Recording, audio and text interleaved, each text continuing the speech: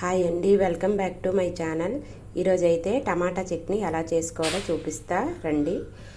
First అయితే stove వెలిగించుకొని బాండీ పెట్టుకొని ఆయిల్ అయితే వేసుకోవాలి. ఆవాలు, జీలకర్ర, మినప్పప్పు, శనగపప్పు,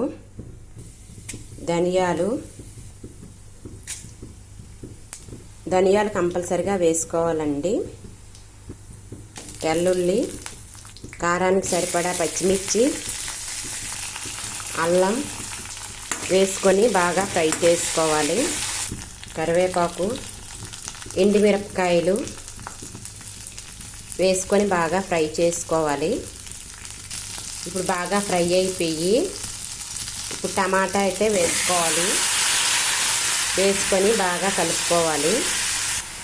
చిటికెడు పసుపు, రుచికి సరిపడా సాల్ట్ వేసుకొని మీడియం ఫ్లేమ్లో ఒక 2 మినిట్స్ అయితే ఫ్రై చేసుకోవాలి. ఇప్పుడు 2 మినిట్స్ అయ్యింది. ఇప్పుడు సిమ్లో పెట్టుకొని మూత అయితే పెట్టుకోవాలి. ఒక 10 మినిట్స్ చూడండి. 10 మినిట్స్ అయితే అయ్యింది. ఇప్పుడైతే మూత తీసి చూసుకుందాం.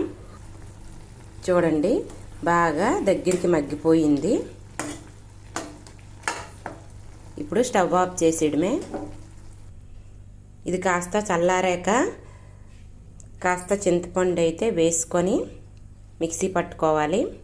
చింతపండు ఇంత అయితే వేసుకోవాలి. నేనైతే 1/2 కిలో టమాటా తీసుకున్నాను. చింతపండు వేస్తే చాలా టేస్టీగా ఉంటుంది. మిక్సీ అయితే అయిపోయిందండి. ఇదైతే రైస్లోకి, దోశల్లోకి, ఇడ్లీలోకి చేసుకుంటే చాలా సూపర్గా ఉంటుంది. మిక్సీ చేసినప్పుడు సాల్ట్ చాలకపోతే వేసుకోండి. ఇది మళ్ళీ పోపు అయితే వేసుకోవచ్చు. మేమైతే ఇలాగే తినేస్తాము. ఇలాగైనా సరే చాలా బాగుంటుంది. ఇలా ఒకసారి ట్రై చేయండి. తెలియని వాళ్ళకి మాత్రమే చెప్తున్నా. ఈ వీడియో నచ్చితే please like, share, subscribe and comment చేయండి. Thank you.